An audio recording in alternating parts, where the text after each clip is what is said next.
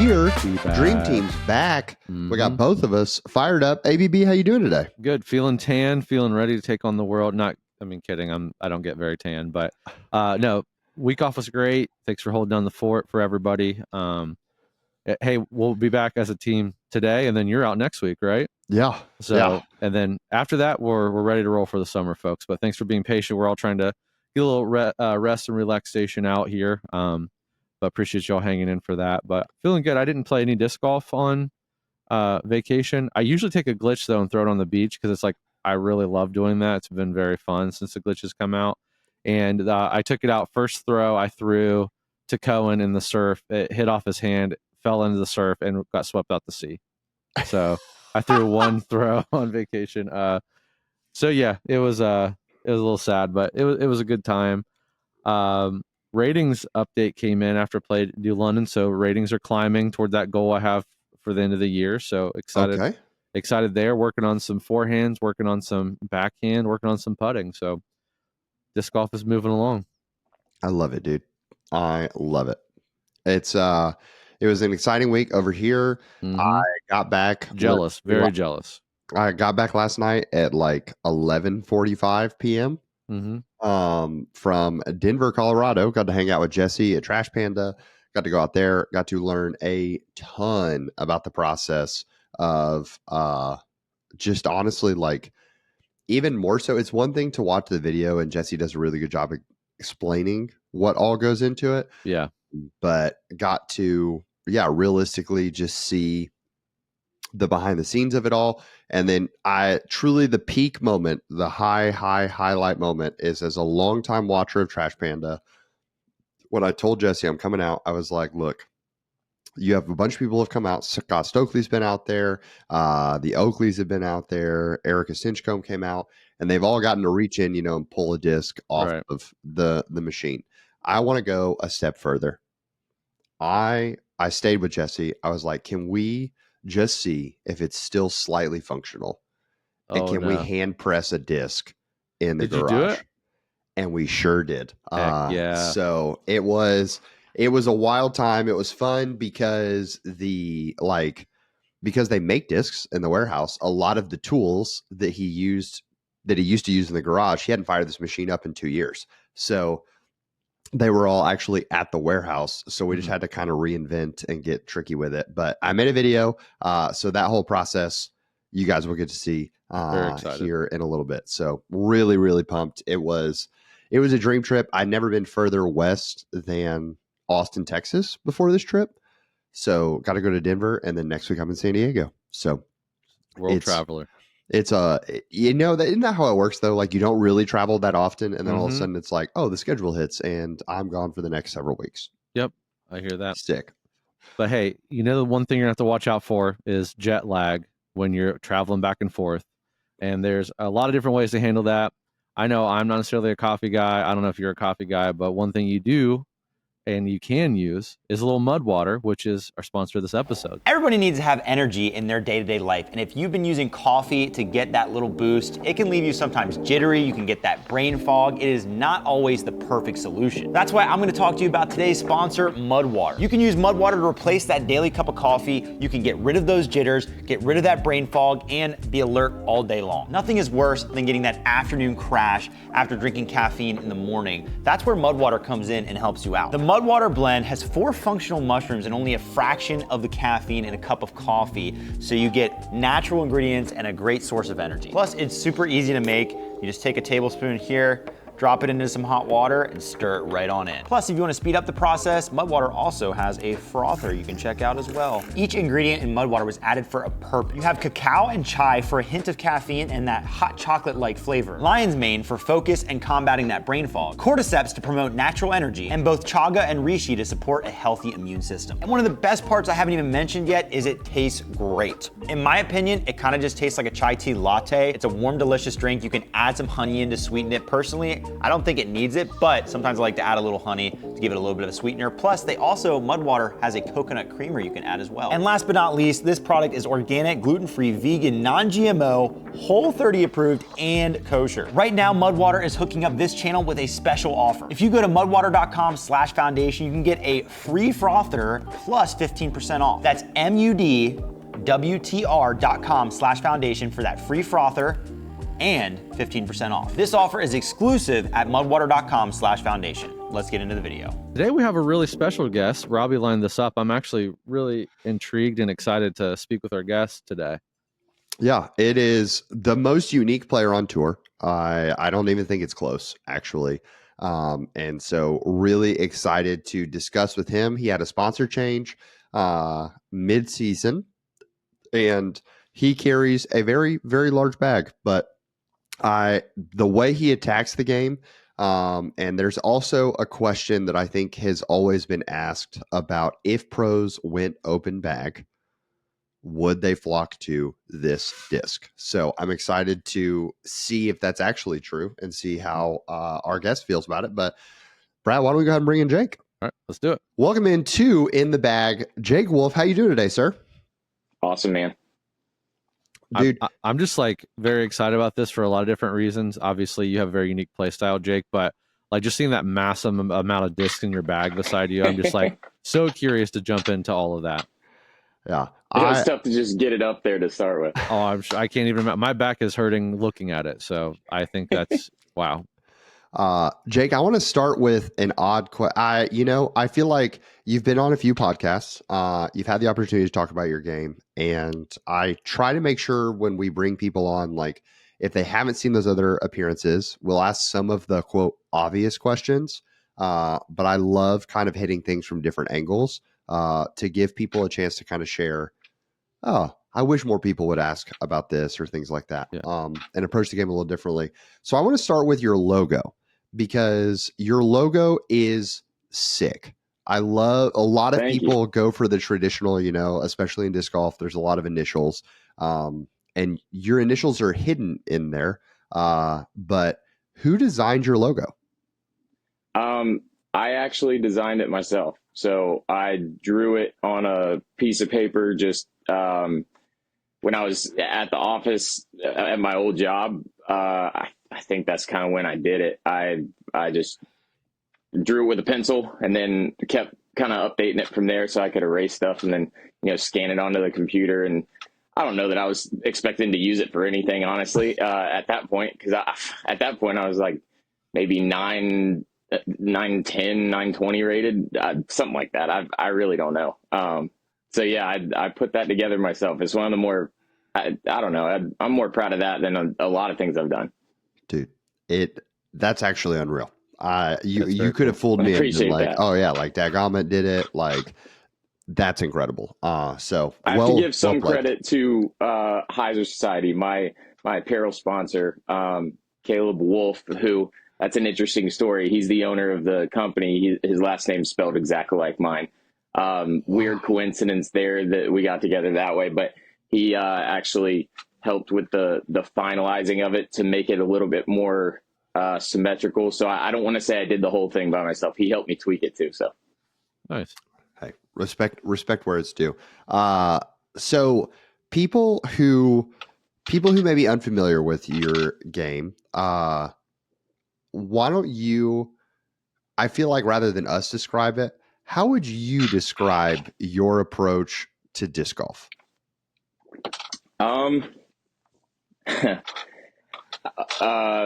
In a couple of words, unconventional, kind of percentage based, just aggressive in a conservative way. It's something where I took what my body wants to do naturally and I ran with it, and then I sprinted with it, and I haven't stopped. And it's something that I think a lot of people should do. A lot of people have asked me, what's a tip?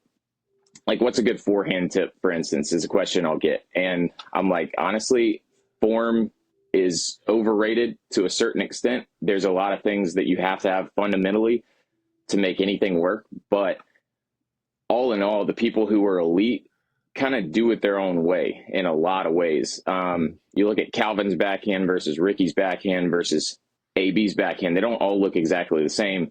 They have the fundamentals very similar, but they've got their own way of doing it.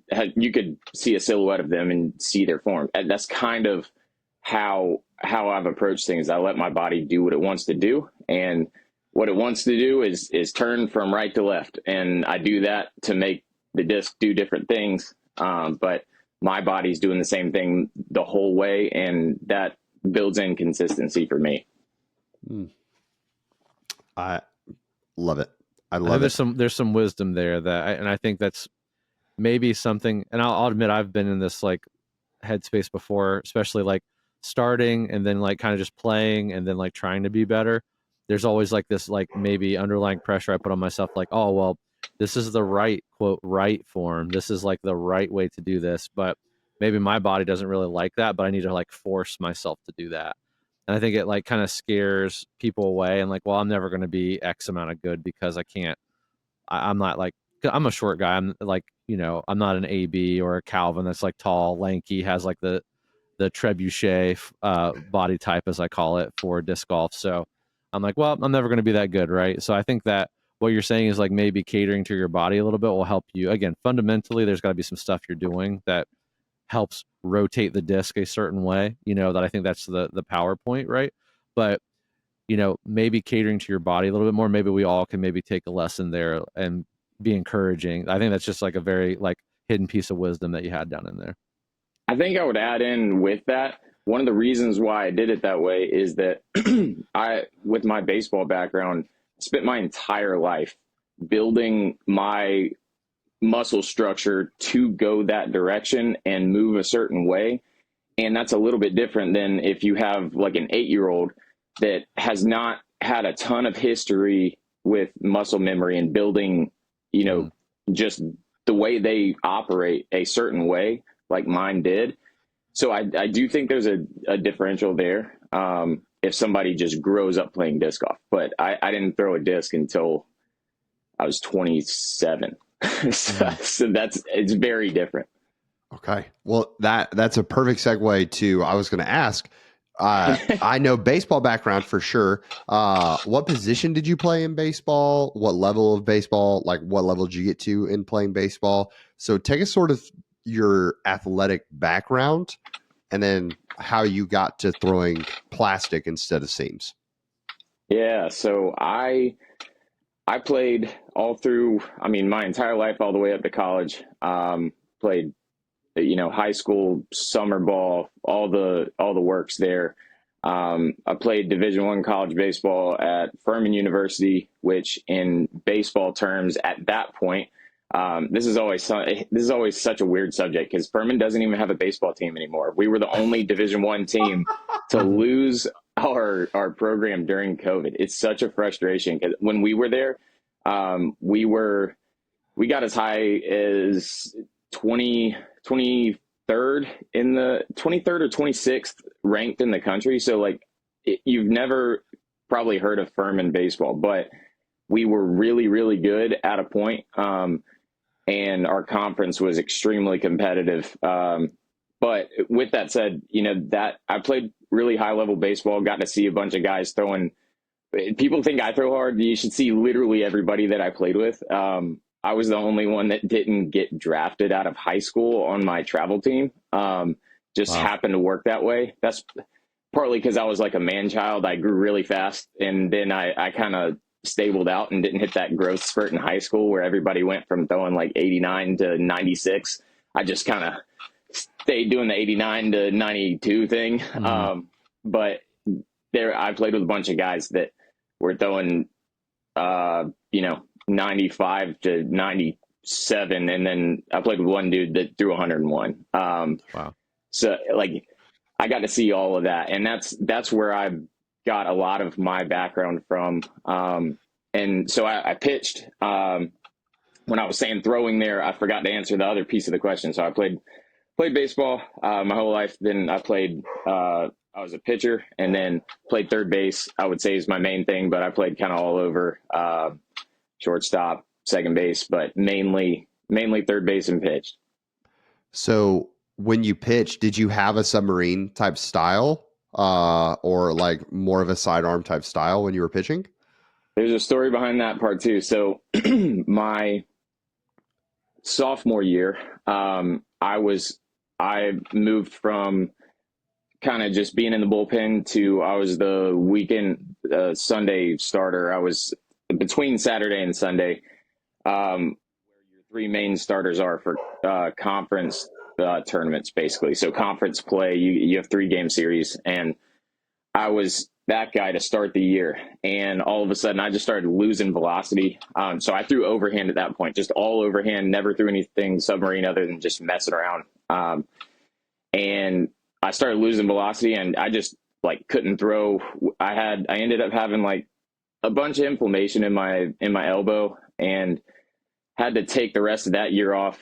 Came back and kind of did the same thing my junior year. And junior year, I started throwing submarine because I had micro tears in my UCL. Just basically, that's an extreme version of inflammation because you have micro tears in everything that hurts, basically. But my UCL just wasn't healing, and I lost 8 miles an hour velocity, and I was throwing as hard as I could and just couldn't get anything out of it. It's just overuse. And so with that, I ended up throwing submarine because it's easier on your elbow. And so that's where the submarine side of things came from. But before, if you look at my tomahawk form, I'm way over the top, like just bend at the hips and get it as high up here as possible. So it was the complete opposite side of the, clock, if you want to look at it. And so I ended up throwing submarine, and I did pretty well there, sporadically, but it was so late in my career that I really never could control it. I didn't have the confidence to keep doing it, but it's funny how that prepared me for disc golf. My forehand is a massive weapon that I have not done a great job with, but that's coming soon. That might be a piece of the later piece of this podcast, but there's a lot there that should show up. But I love that.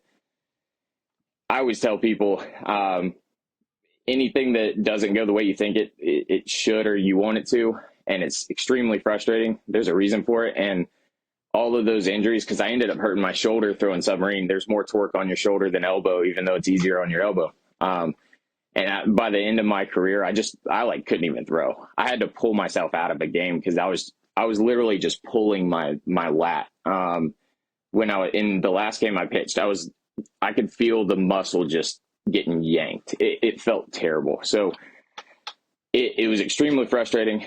And then I took like 5 years off of throwing anything. And then my brother asked me if I wanted to come out and play disc golf. And I literally laughed like audibly when he said that. I was like, what do you mean?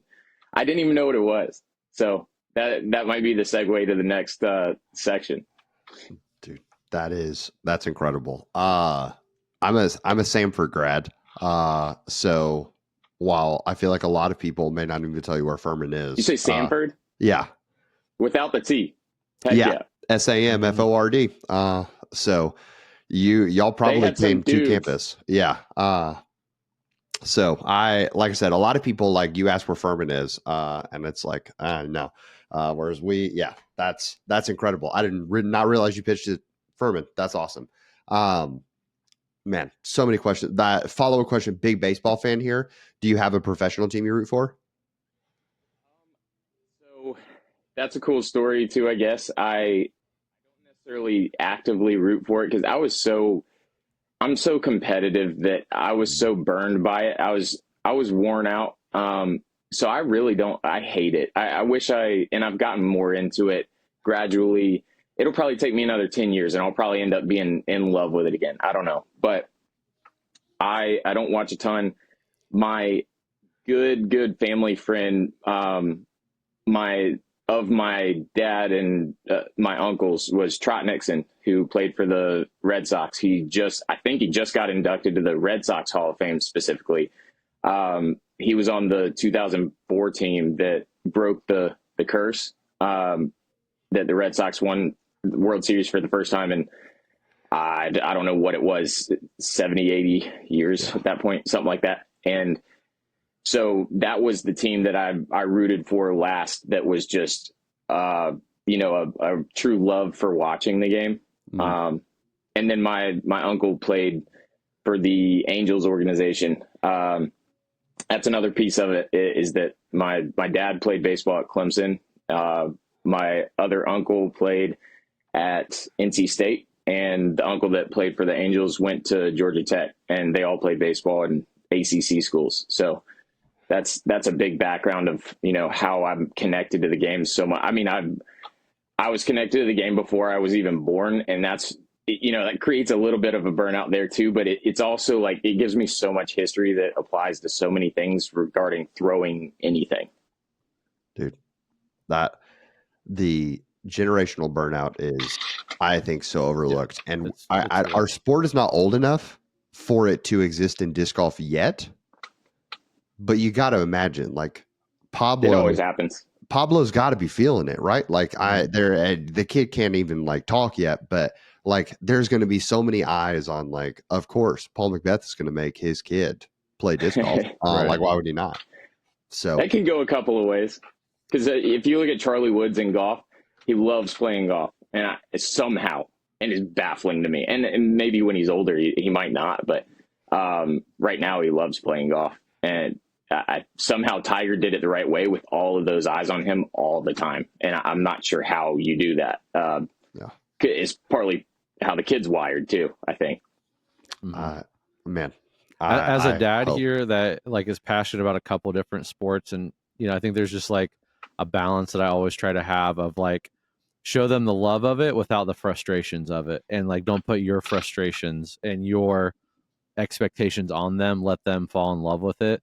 Like give them the tools to fall in love with it. So I've not been great at it at times, but I've been trying to, like, because my youngest or I guess not my youngest technically, my middle loves playing disc golf. He's also loves jujitsu. So just trying to find the balance between like make sure he loves it, but make sure he still can be a kid.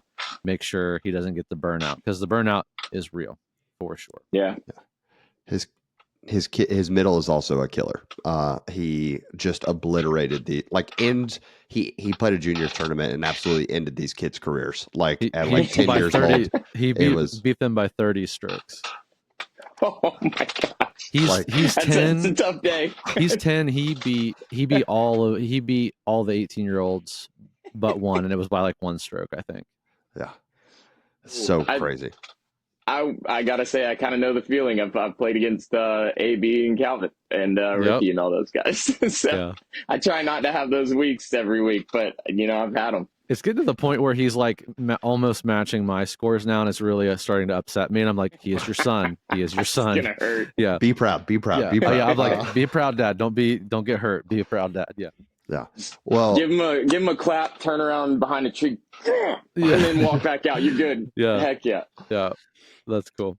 So Jake, you were sponsored mid-season, which I think in terms of the Pro Tour, let's just be honest, in the current scape of the Pro Tour, that's a bold move. It's a bold move for a lot of people, and a trendsetter, some might say, based on recent events that have unfolded this week. Yep. So you make this decision to move from a trilogy company to open bag. Now, I think some people from an outside perspective would go, okay, he had the dream set up for a unique approach to the game because he was with a manufacturer that he gets access to 3 full companies worth of discs. Then he's stepping away to go for a more open bag. The options and opportunities that are presented to open bag, no one can argue that it's bad, right? Like there's just so many more options out there. So I would love to kind of talk about the decision process behind that. Was it did you feel there were limitations with the company you were with in terms of disc selection, or were there other molds that you were like, I just know these are going to work better, or a half and half? Did any of those factors kind of play into the decision to go open bag mid-season? I've been thinking about this answer a lot, and the best way to put it, because I know I played really, really well in select tournaments last year, like peak, like best rounds I've ever had with that bag. And so I always want to first and foremost point out that everybody that uses Trilogy stuff, any of the three companies, and what is actually more now, with the House of Discs side of things. But with that, like there's nobody that should ever look at what I did and say that, the Trilogy's worse somehow. More so, I guess I always point the finger right back at myself, in that I built my game based off of the only conditions that I ever knew to build it off of, which was here in South Carolina when I was in an office for, when I was learning the game. I was in an office throughout the week. I couldn't go travel to different states.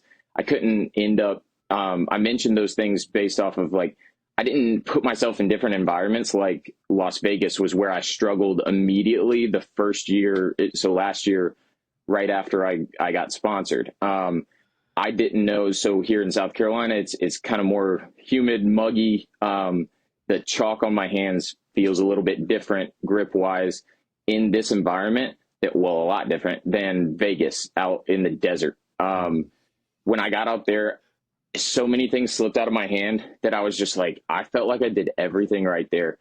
And I do not know what went wrong, other than it just came out early and I missed. And I saw that trend a bunch. And so part of it is, again, I built my game based off of a certain release point and a certain whip action at the bottom of my swing. And I use a ton of wrist right at truly, like a whip is the only thing I know to compare it to, where it's my flick at the end of my forehand is way away from my body, or I guess way on the outside of a arm circle, rather than some people who kind of, Chandler Kramer's one that I point to, who is so good with the forehand. Obviously, like, that's all he does. He does this so much better than me, staying linearly down the target line, and he keeps it behind him and just comes straight through, where mine's a semicircle where it goes low, kind of like a submarine pitch. So it puts more stress on the grip. And so I go into all of that to say, I have a unique form that creates unique problems with grip with certain discs. And what I've got to do now is I've identified that grip is much more important to me than the molds that I'm using, because I figured out through that process that, throughout the time I was with Dynamic, I regularly had 7 to 9 felons in the bag at one time, because they present different flights, but the same feel. And that's because I could grip those. And those were the ones that just moved different ways. And it was the most consistent for me. So I say that to say I can use other companies. Like, if I was ever to get sponsored by one company again, I could do it. It just has to be the right one with the right plastic that works with the way that I throw.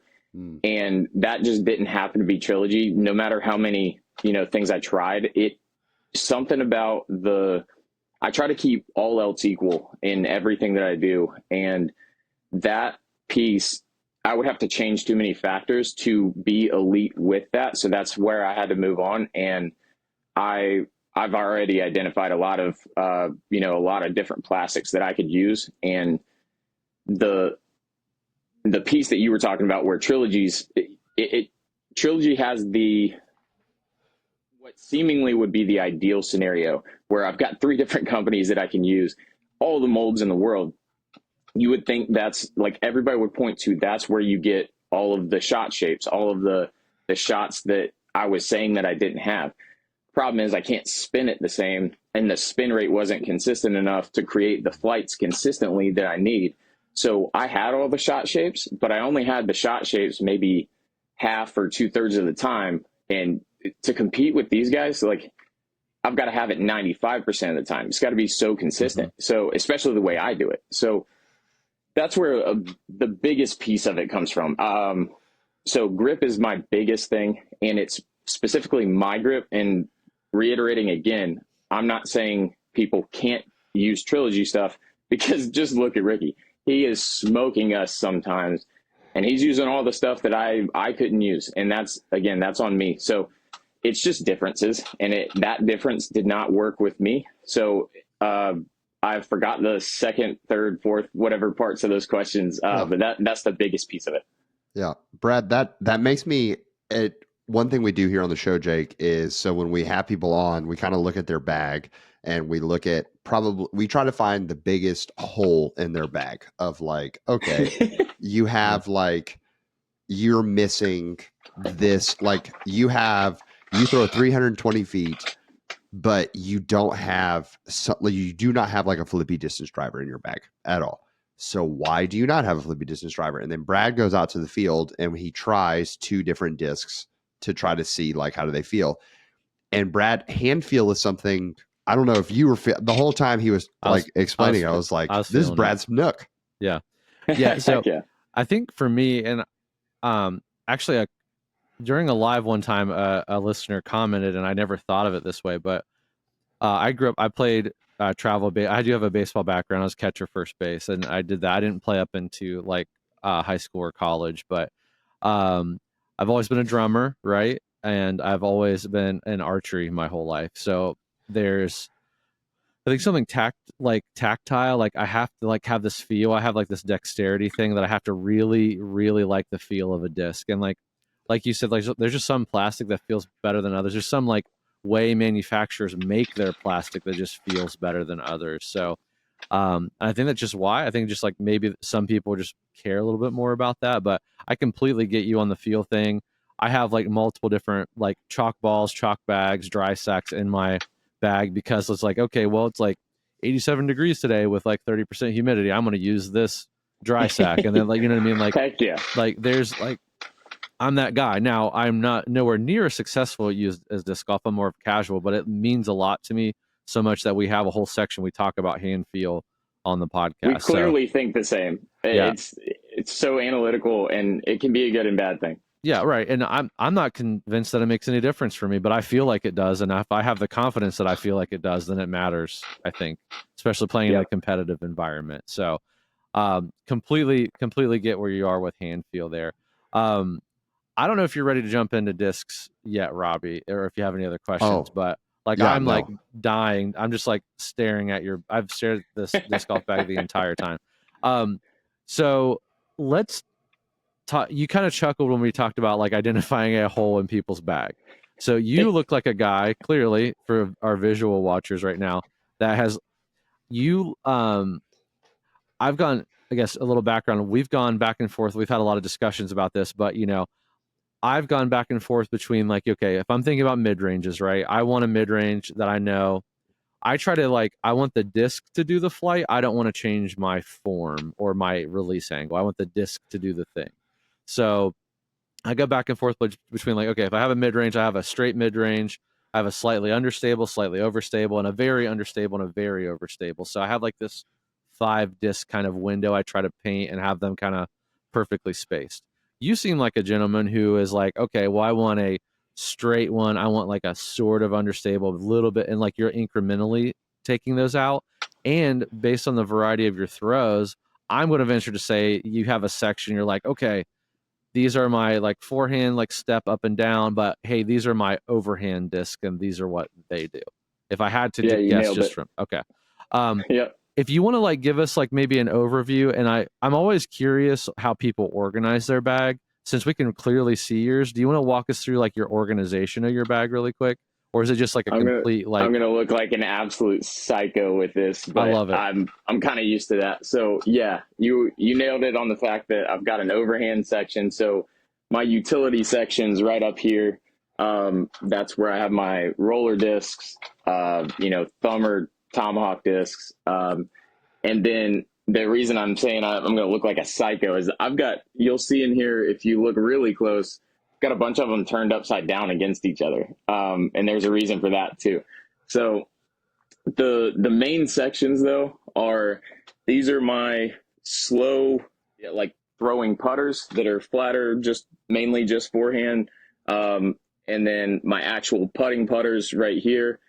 And then right here's the section where it's kind of blended. I've got domey distance driver forehands that are usually really stable, turned upside down against like a couple of different zones and an entropy right here. So that makes them more puddled.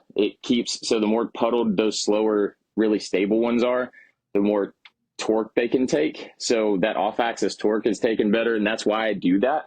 It just looks bizarre, and people are like, why on earth are you doing that?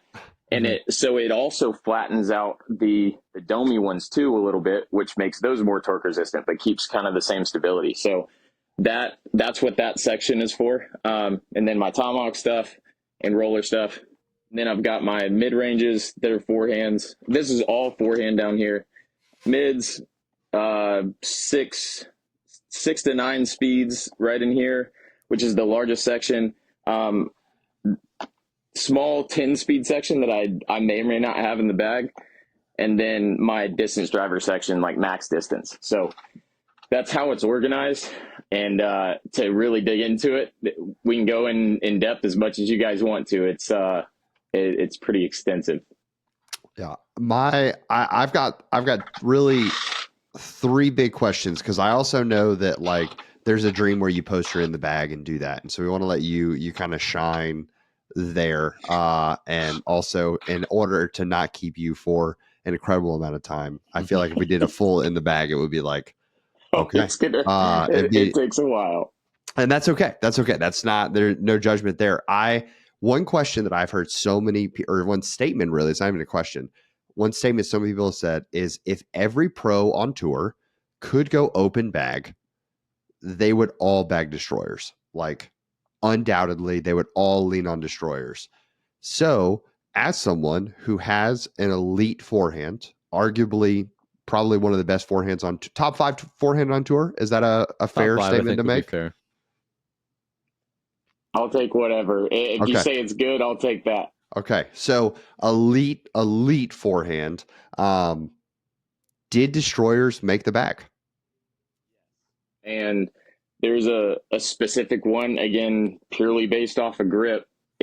I've got a destroyer from 2015, Halloween run, 2015. I found it at Played Against Sports, literally the week after I went open bag. And it just happened to be more stable than the Cloudbreaker prototypes that I throw, that I used to throw, that I kept from when I just started playing. And those are kind of the same thing to a lot of people. I don't know quite the differences. They look a little bit different on the wing, but I think there are some Cloudbreakers that are literally a destroyer of certain runs.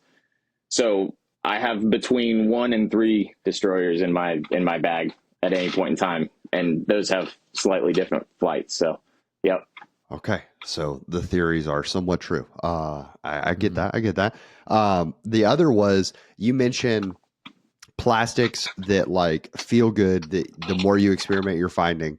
So what are would you say like top 3 plastics that you've been really digging since going open bag? The biggest one that I would point to that I don't even know that I've gotten everything that I want in this plastic, but you'll be able to see in here the Z-Flex, like the Jawbreaker Z-Flex. I've got 1, 2, and usually I have another zone in here. So that's a zone OS.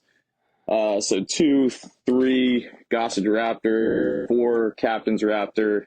Usually I carry 2 of these as well. And then the AB Venom. So 1, 2, 3, 4, 5 right now. And for my bag, the way that my bag is organized, 5 is a pretty big chunk. Even though I have a ton of discs, I've got so many different companies in there that 5 is a bunch. So it's between 5 and 7 of the Z-Flex at any point in time. It just holds up in any weather, any dryness or humidity, whatever. That, to me, that's been the best one, purely off of grip. And it's always my go-to when I'm uncomfortable or my hand feels sweaty or too dry or something like that. Mm-hmm. I'd have to agree with that one. I threw a Get Freaky zone for a long time, and immediately when that plastic came out, it kicked it out. That's what I went to for my zone, and I think I'm going to replace my Vulture with the same plastic as well. I'm a Vulture guy, so I would agree with you. That plastic feels. I do get to feel a lot of discs, and I will say that plastic feels pretty unlike anything else. It has a very unique feel to it. It's good to know, since you get to try out so many, that I kind of went the right direction. Yeah. So Discraft, the tooling on the inside, it's pretty polarizing. People are like, I love it. because some people are, when I throw a forehand, I'm putting my finger right on that tooling because that extra tack really feels like I can get some pop on it. And then other people are like, well, that just feels different than every other disc that I forehand. I avoid it. Okay. I don't like it. I love it. Yeah, I avoid it. It's just the plastic's so good that I use it anyway. Yeah, if I'm doing a forehand approach, you'll see me, I'll spin my zone to find it, and I just dig my finger. I also, when I throw a forehand, I throw a power grip forehand. I don't throw like your typical like stacked forehand. Maybe that's some of it too, but I feel like I can really get that extra grip that I need for that. It makes sense. I guess I don't throw it because my other discs won't have it. So I don't want to rely on that for consistency again. Yeah, so that would make sense. So third question is, because I've got one more topic that I want to kind of dive into, if you've got time, Jake. But my third question is there any Trilogy plastic that in the move to open bag, did any Trilogy stick around? So this is a tough answer, because there was going to be some that stuck around, and I don't know if it was in my head or if it was just happened to be the case that those it could have been the fact that the new plastic, I just was gripping better. I don't know, but OTB was the first tournament that I played with a mixed bag of some Trilogy and some new stuff, and every one of my good ones that I had before I even went to Trilogy, I just dunked them all. They all went in the water. And I just can't even, I don't know how to explain it. I don't know if it was me just feeling bad about because the move was tough. Like, emotionally, I was so excited when I first got sponsored, and they were the only ones that gave me a chance. And I had an emotional connection there, maybe more than a lot of people do. And when I switched, it felt bad. Like, I knew I was doing what was right for me, but it felt bad. And I do think that I think there's a little bit of it that's just like, man, a clean break is kind of good. But I was going to use what I felt was best, what gave me all the flights that I need. And well, I can't use that anymore. So I had to find something else. And the stuff that I was using was older runs. So that's the other big thing, is like I would still have that stuff in here. I would put it right back in the bag if I had a bunch of backups, but I don't have a bunch of backups. It took me a decent amount of money and also just a lot of time to find the backups that are exactly the same. And I just can't put that work back in if I can find something else that is more replaceable. So it kicked it out of the bag altogether. And it's, once again, it's just all based off of the grip and all based off of the replaceability of it. Because I did use a bunch of older runs that were more beat in and worn in, that were more grippy. So yeah, I'm telling you, like, all of them went in the water. I mean, like 5. Like, every miss that I had seemed to be a Trilogy disc that I loved. Like, one of the first discs I ever bought was one of the ones, and it just said, listen, we feel like we need a break, and we're going swimming, bud. And that's how we ended up. Wow. I think it shows character also in the, like, you can just tell the decision, and it wasn't I'm just leaving because this sounds like a more fun opportunity. Like, I appreciate the vulnerability, truly, of, man, I loved being with them. The gratefulness of someone had to take a chance, right? That first sponsorship, you'll never forget.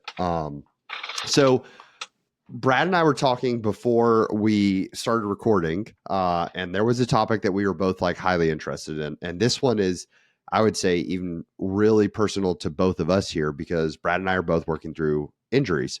Brad has a shoulder injury. I had an elbow injury that literally I was mid tournament and had to drop because I could not, my elbow had flared up so much, I could not grip a disc well enough to throw it properly. Like I was trying to hold on for dear life and I was just fluffing them off to the left. And it was like, okay, something's got to change.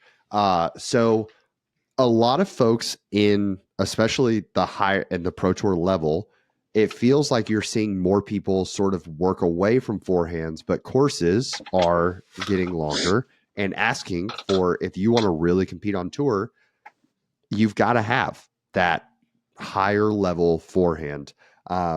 So as someone with a lot of discs in the bag, I watched you on Bedanza's practice video as well. You throw a lot of shots even in practice. How do you have injury prevention? How do you focus on injury prevention with the elbow and the shoulder doing that much work and that many throws at a high level? One of my biggest things is gosh, I don't even know how to. I always hesitate to say one of my biggest things, honestly, with this type of thing, with a list. I want to say the three biggest things that are all, I guess, 1A, 1B, 1C is warm up a ton, more than you think. I see when people get out of the parking lot and throw a forehand, I can't watch it because I know how much, regardless of whether they get hurt right then and there or sometime down the road or they never get hurt, I know good and well that that's taking a toll on the ligaments and the muscles in that area. Even if they don't get injured, it's taking a toll and taking speed off of what they can do in the future. And it just irks me. I can't handle watching it because you should never, ever, ever do that. And it's part of it is just hard work. I mean, it's miserable to get there. I truly get to every single practice round. If I'm only warming up for an hour, I haven't done enough the way that I do it.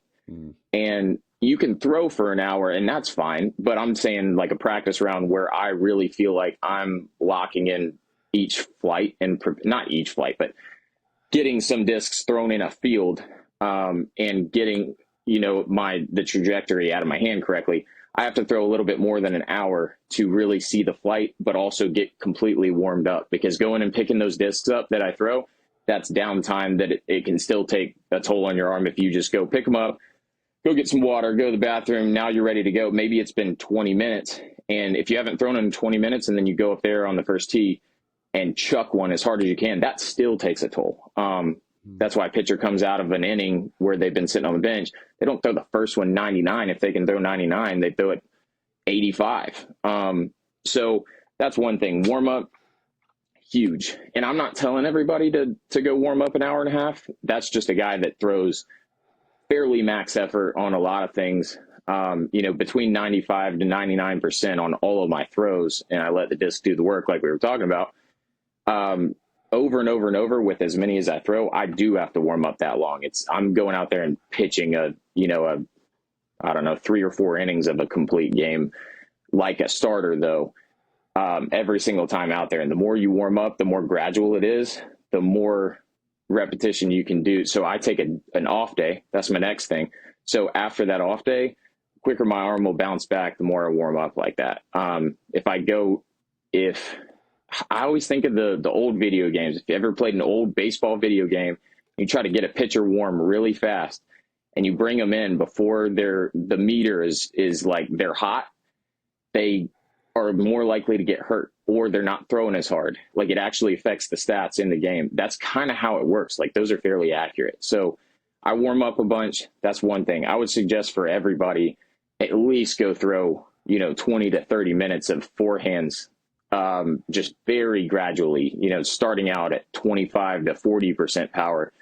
Do not get out of the car and throw it 90. That is awful. So that's one. Two, or let me go back. 1A, 1B. B is that take an off day or rest it. Don't go out and play 5 days in a row if it's a forehand course that you're practicing. Maybe if it's something like that and you are playing a forehand course and you're trying to put that work in to get ready for a tournament on that course, like you're going to be playing that course. You're not going to go play another one. So take an off day as far as your forehands go. And then maybe that other day, if you're a really hard worker and you're trying to get work in every day, go only play the backhand holes, or go throw it from where your forehand would land and then throw the upshot with your backhand or a softer forehand or whatever, that type of thing. So off days are huge for me. I take 2 off days if I can every single week, which is what absolutely killed me at Worlds last year. And this is, this is the one time that I feel like I'm not just making an excuse. So I will say it. It killed my arm last year at Worlds because I came straight from AFDO, where I played practice round before the round, played 3 rounds, so 4 days in a row. Got to Worlds after driving for, I don't know, it was something like 10 hours. I don't know what it was. And practiced that very next day. And I had to practice 2 courses for Worlds. So any Worlds or any major, you're playing like 2 courses. I think Euro Open is 2 courses this year. I played 2, I think 2 days in a row, and then took 1 off day. And then I had to play 5 rounds after that. My arm was about to fall off. My last 2 or 3 rounds, they just fell off the map. That's the best I've ever played. My disc golf was in the best shape possible. And because I didn't have those off days, you can see the drop off of me shooting 1030 to 1040 rounds down to 1,000 rated, or I think my last round was 980 something. Like my arm was hanging. I can't believe I was able to play the next week, but it's because of all that work. So that off day, huge. The third thing would be, people do not know. There's some funny comments on this one. Hydration is so big for your muscles not to get injured. Hydrating and staying hydrated all the time, not just drinking a bunch of water where you're out there, it makes your muscles more elastic. So the muscles always get injured before the ligaments do. And if you have a good muscle base around, not always, I shouldn't say that, when it's a throwing motion and you're not getting hit by somebody in football or something like that, the muscles usually get injured before ligaments do. And anytime you've got more hydration in there, your muscles are more elastic. So they're not, if you think about a rubber band, if you leave it out in the sun versus if you've got it inside in a bag in a temperature cooled environment, the rubber band's not going to pop if you pull it. That's how your muscles work. So that type of thing is so much bigger than I ever knew in baseball. They didn't teach us that. And I think that's one of the main reasons why I got hurt. And now I focus so much on it. I mean, my entire body feels way better than I did when I was in college. And I think that's one of the big reasons why. So those would be my 1A, 1B, 1C. All of them are just as important as any of the other ones.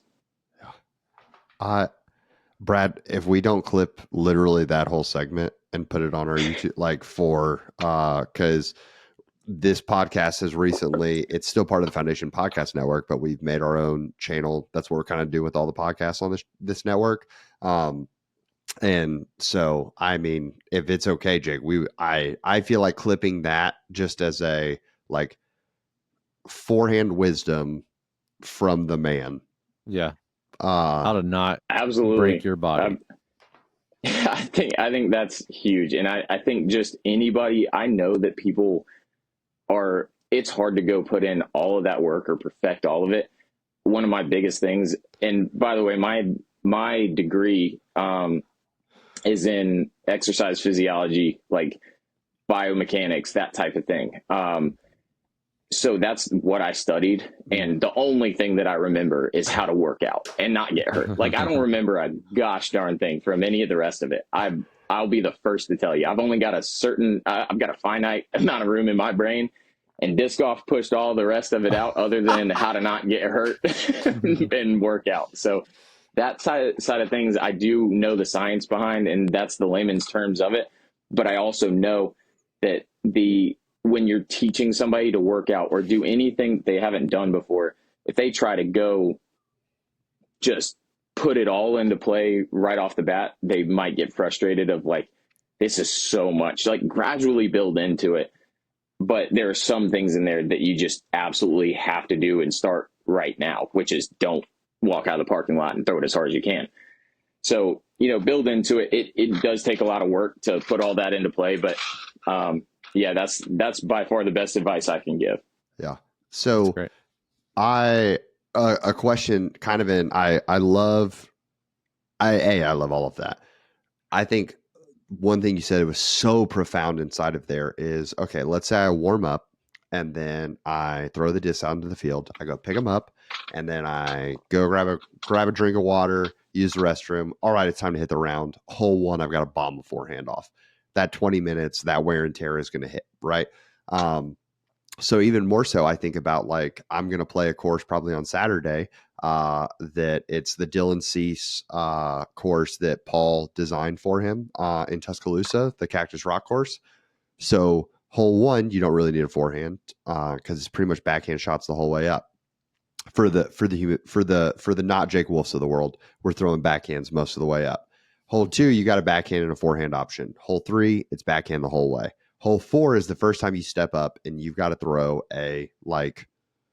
essentially, if you're playing the longs, you've got to throw like a 450 to 500 foot forehand to look at a birdie. Most human beings don't have that in their bag, including myself. So, but I'm trying to mush my 425 forehand out there. That's the first power forehand. We are over an hour into the round at this point, and I haven't thrown a forehand. So for you, you're throwing forehands, but let's say your first Tommy hole is a hole 4 or a 5 on the Pro Tour. I know you talked about submarine puts more wear on the shoulder. If you're throwing a Tommy, is it the same vibe? Like, is there something you're having to do throughout the round to, okay, I'm going to throw a different type shot here that's going to work a different muscle group? Like, do you have resistance bands in your cart that you're using, like while you're out there? Here's a question I've got for you guys, actually, and remind me of that question. And you don't have to spend a ton of time on this because I'm changing the pace up here. But big thing for me is I've thought about this a bunch where I think the Pro Tour is more and more interesting, the more forehands that you put in comparatively to where it's been in the past, which is all backhand holes. Like, that's kind of where it started, right? So as they build in more and more forehands, especially the longer holes, I do think that they need to build in holes that are either shorter forehands that are demanding, like almost has to be a forehand. And if somebody doesn't throw a forehand, that's kind of on them. But to almost build people's arms up to the point of being able to throw, like this is a perfect example that you're giving. But to put more forehand holes throughout the course so that, and I think they've done a good job of this, by the way. I don't want to say that they haven't.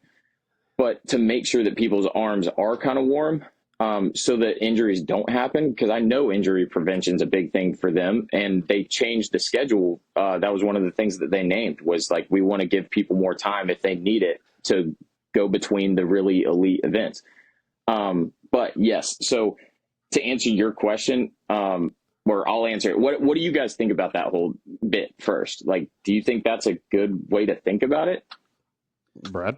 Yeah, I think so. I mean, for me, who doesn't have a 400-foot forehand, I have an okay one, but I'm not hitting 400 or even close to it right now. But it would be nice because I mean, my injury is a bicep injury, and like if I'm not really close, like intentional about the power and like the torque and like the angle I'm releasing on, it's going to really hurt that bicep right now, where I'm kind of like babying it.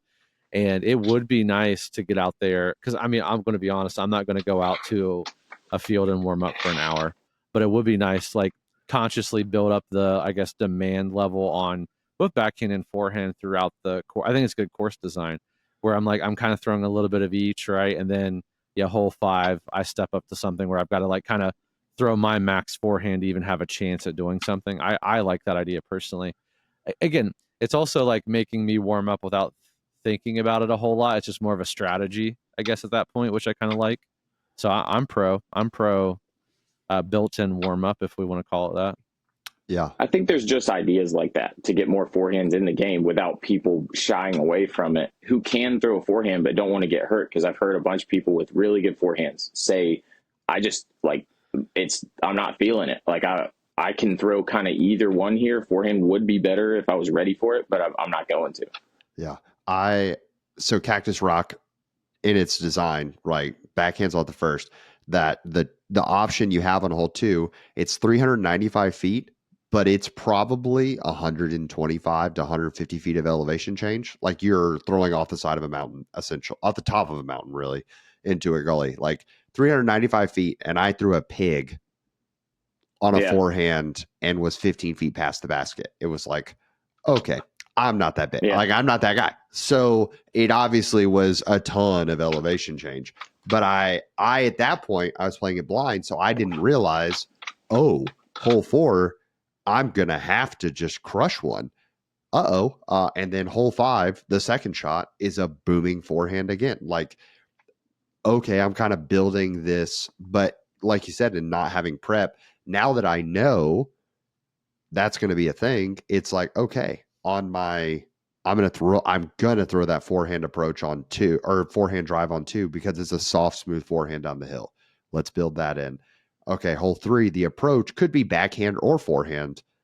What if we know the booming shot is coming? You choose to use the round as a warm up, and practice and dial in that shot. And I love that it's forcing people to develop a skill without putting them on the extreme side of things. I think that is a very, I am shocked that the Pro Tour isn't big. Did you play MCO this year? Yeah. So it was hole 3 2 years ago. This year, I think it was like 13 or 14 because they started on the back 9. It's that short little technical tunnel shot that probably was like a forehand, like Zone OS for you or something like that, I might guess. If you went the overstable route, you kind of, you're on an elevated platform. The hole before it, you throw like the big forehand out in the field and then down a tunnel.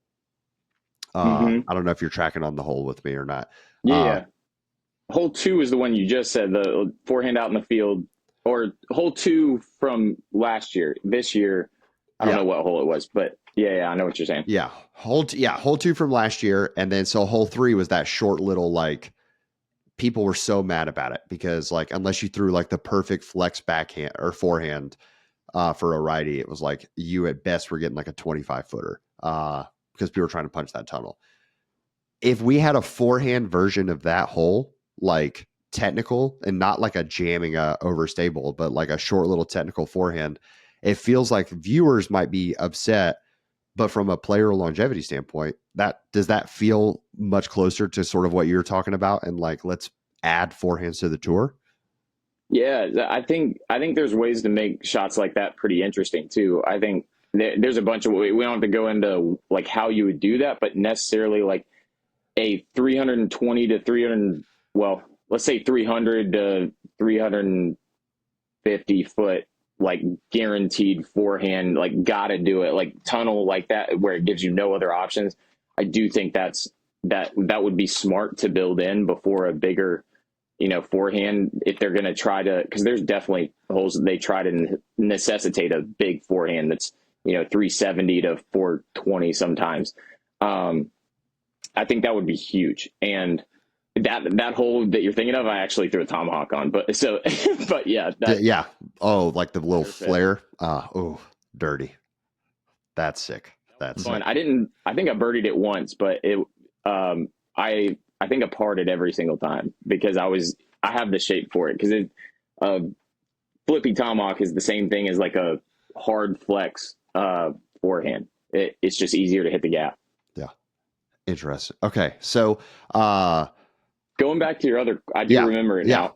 Yeah. So the way I stay warm and be ready for those holes, that's partly why I built my game the way that I did. So there's more thought put into why I built my game the way that I did than people would think. People think the only reason I do some of what I do is because I can't throw backhand, and they're not wrong. I can't throw backhand.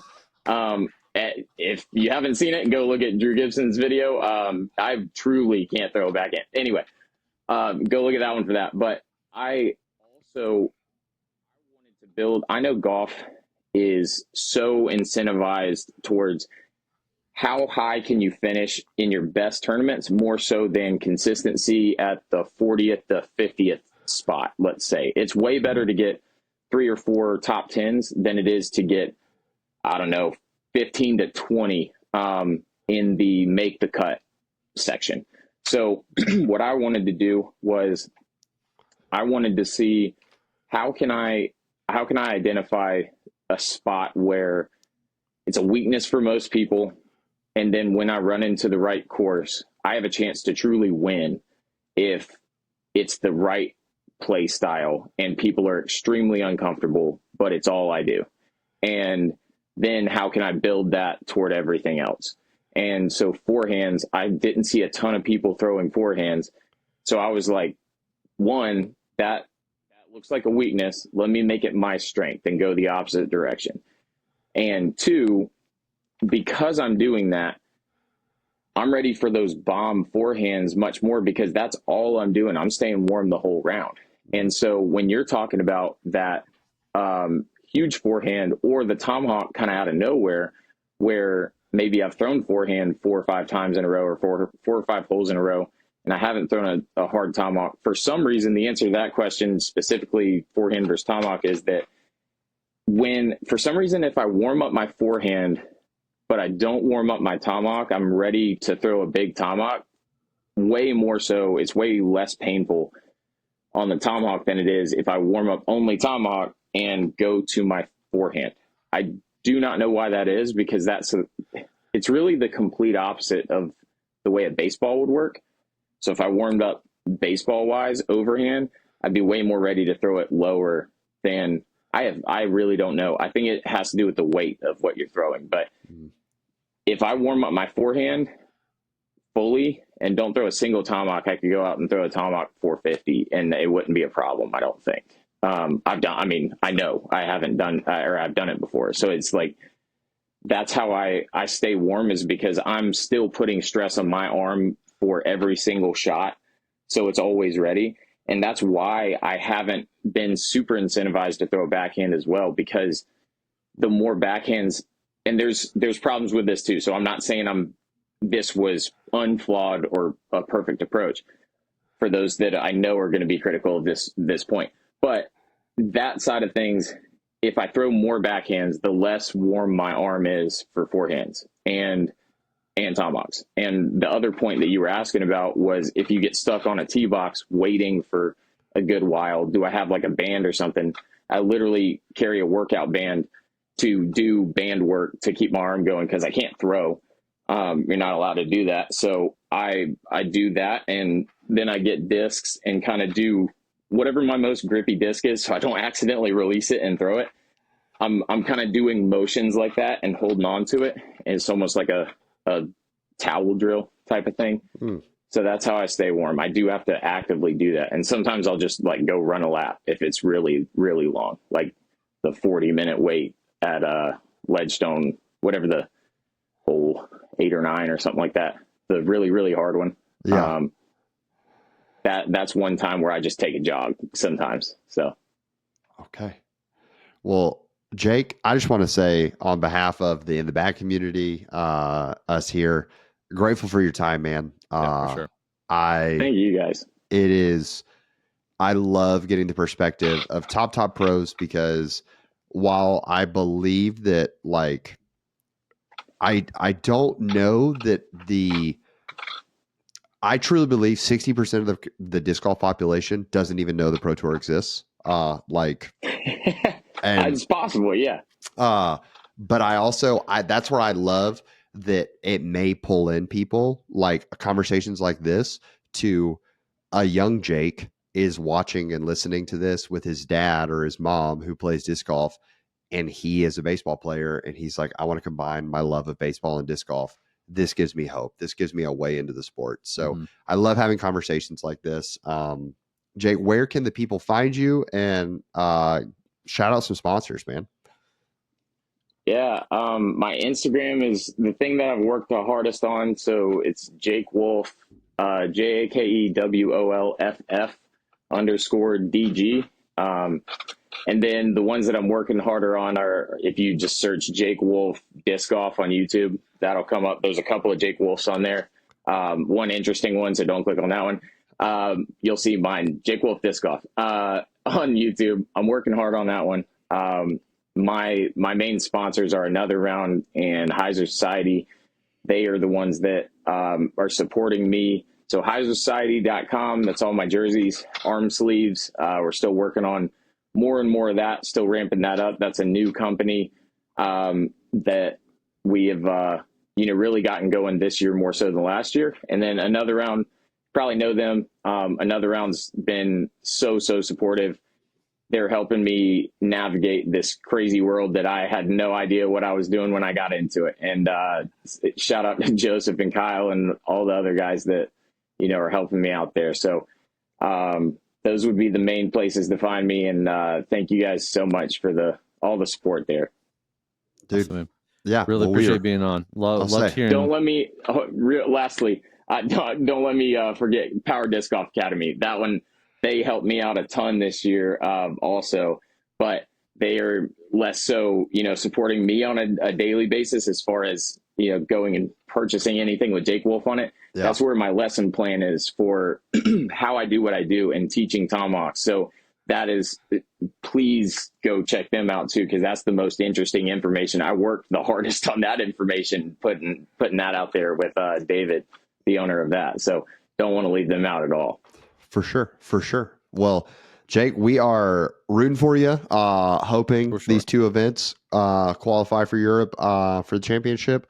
But regardless, we hope it's just a fantastic trip to Europe, that you sling some fantastic Frisbees. So thank you guys. Dude, Jake, hopefully we'll get to hang out at Worlds. That's the dream. We'll both be there. So I know I'll be there. Looking forward to that for sure. Sounds great. Awesome. Man. We'll look forward to connecting with you in the future, man. Thank you guys so much. Appreciate it. I love great interview with a great person. Y'all, Jake crushed it.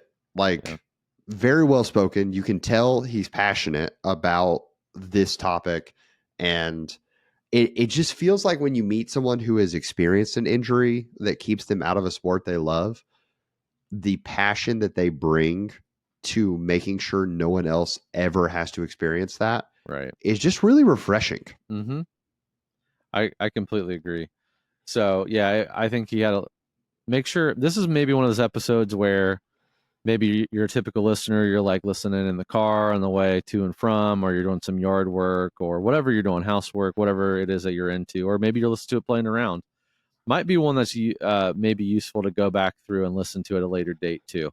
Just I think there was a lot of good stuff. Maybe it's not like forefront, but you can dig it out of there. But I think one big takeaway for me was, don't be afraid to use your own body mechanics and what your body wants to do or your background to your advantage, and make sure you warm up and hydrate a little bit. Probably something we all need to hear about every activity we do. Yeah, I think that hydration thing, and even once again, there was just so many sneaky, profound things that he would drop like a bomb on you of knowledge, but also like the little breadcrumbs leading up to it were also like, that's really awesome. That's really awesome. And even him saying you got to hydrate, but it's not just drinking a lot of water while you're out there on the course. I'm sitting here literally staring at my Diet Coke sitting right next to me, and I'm like, okay, I just played a lot of golf this weekend. Brad's already hydrating. It is hydrating all throughout the day. And when you do that, oh man, it's way easier for injury prevention to just become a thing. So really, really grateful to Jake for coming on. That was one truly that we tried to line up for quite some time. So excited for that. And hopefully, who knows, maybe we'll be able to film something with him, Brad.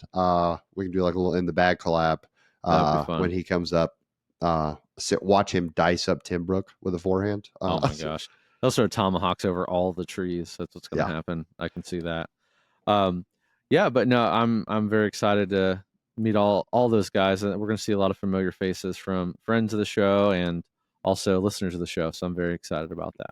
Absolutely. Here's the transition of the century, but speaking of listeners of the show and fans of the show, I got something for you. So Robbie and I are doing a little battle of the approach discs, if you will, for our in the bag crew. So this week releasing on Friday in the warehouse here, we have pigs. And for you visual people, it says if it's good on it. So we adapted the logo a little bit. So there's going to be zones identical to this. Hopefully next week, definitely the following week that are releasing. They're in production right now. But we've got pigs versus zones. Who wants it more? Pig fans or zone fans? Rob and I may have a little competition internally going on. Maybe, maybe not. Mine involves some big motts. I don't know. So we're gonna see. We'll see. Is the pig crew going to come to, or the Zonites? Are you guys going to come to bat here? But hey, if it's good, they're going in the bag. So, and they'll definitely be saying that. So Guys, these are going to be available this Friday, though. The stamp is so pretty because it really, like, you look at it and it looks like the in the bag logo, and you almost like I can't remember what the effect is where you like can't identify, like it looks familiar but it's not actually the same. Yeah. It like they did such a good job creating this, so really, really excited. Shout out Isaac. Isaac actually did this, Robbie. Dude, yeah. And if you saw in last week's video on my channel, Hunter and Trevor both took pigs out of my bag, and Hunter was like, "Why are pigs so straight?" And it's because he was using my seasoned pig, right? And it's supposed to fly straight. Right. So there you go. It's time to put a new one in the bag. So very, very excited. What else is new in the warehouse, Brad? Not a super like new drop week this week, just because it's kind of like an off week. What we are dropping is we're gonna have a restock of disc dots. We have a I guess new sea line collar glow vanguards, which are beautiful and feel incredible. Those are out. We also have just a general Innova restock going up. I mean, when I tell you I restocked everything, I mean all plastics, pretty much all molds. I mean, I've got a sea of Innova over here. It's filled up all of my to be uploaded racks. It's across multiple tables. I'm counting 4 other additional tables that are out there. So a lot of that, just make sure you're checking recently restock. That's your best friend. Crazy Cat A Pro, got a restock of those for all of you who love that. That's going up as well. We're also dropping a couple new shirts that Hunter designed. They are like so good, but there's one that says it's all or nothing on the back, and there's another one that is a foundation building your game since 2019 shirt. Very BPN sports inspired, but also like some things that are just important and just like rebranding. So make sure you check those out. I think the flags are going to be available too, by the way. As you can tell, I'm a big flags fan back here. Yeah. So those should be available as well. So exciting week for that. Another exciting week. This is kind of a teaser. We're really fully launching this next week, but hey, you Apple folks, you Android folks, if you go to your respective app stores, you can search Foundation Disc Golf and find the Foundation Disc Golf app that's available now to download. We're, like I said, officially launching it next week, but everyone can go down and check it out right now. Boom, I have it open. Here you go. It's going to give you easy access to all the buying and everything. What's cool, if you scroll down here, podcast, YouTube channel, you can search by brand. The coolest thing that I think is happening on here as well. So my rewards balance is in here. This is from a prior life, but you can easily have access to your birdie coins. You can also build your own wish list, which is a big thing. So you can start building discs like you want or things like that. That can be in there. And I'll say this is a teaser. Next Friday, when we're going to do a little special thing with the app, we also have the ability to go live inside of the app, which is very cool. And while we're live inside of the app, so let's say Hunters and Trevor are talking about the Bobcat. Well, I can actually, as the manager back here, throw up the link to the Bobcat. You can add it to your cart and even check out if you want to while you're still watching the live, so you're not missing any crazy shenanigans that are happening during the live. There's a lot of cool things we can do in this app, and we may or may not be giving away a wish list to someone. So, Ayo. There's a lot of behind the scenes info, but we love the in the bag folks. You guys are awesome. So I thought I'd give you a little tease while it's out there. So make sure you check that out. We do have, thank you for supporting all the in the bag stuff. Like I said, we have the pigs available this Friday, the zones available hopefully next week. We have in the bag minis, in the bag merch to check out. Also, Robbie C Wizards are going to be restocked, I think, next week. I know you all are loving the Birdie Blend Wizards, so those are going to restock as well. But yeah, appreciate you all so much for supporting what we do. Always check the recently restocked section. Make sure you download the app this week. And also, we have a few subscription boxes left. They're I can share it now since I've been on social media. They are all dyeable discs. There's 2 custom stamped discs in there. They're all dyeable discs, all 3 of them. We partner up with Disc Dyers Guild to provide an emergency dye kit in there. You get the shaving cream. All you need is like a paper plate, and you're ready to dye. Super easy. There's an instructional video, QR code in there. If you're like me, and that's what inspired us to make this box, I've always wanted to dye. I've never like wanted to put the time and effort into like gathering the materials and learning how to, or like piecing together the information. This makes it all very easy. It's literally you open the box, watch the brief video, shows you how to do it, and you can dye your own disc. So make sure you check those out as well. Yeah, Lindsay and I got the box last weekend, and I've been out of town all week. And so Lindsay and I this weekend, because she's got family coming in town tonight, we are actually going to pop open our box and dye. I was like, you know what? I've dyed disc before. I think it'd be a more fun experience just to showcase that, like, hey, this is how easy it is. Lindsay has never dyed a disc before, and she's going to be the one maximizing our dye kit, dyeing something for her bag. So really, really pumped. Yeah, same. But hey, as always, we appreciate you all. Make sure you check us out. And if you're picking up a in the bag pig this week, you know it's good. So where are they going to keep it, Robbie? Guys, keep it in the bag. See you next time.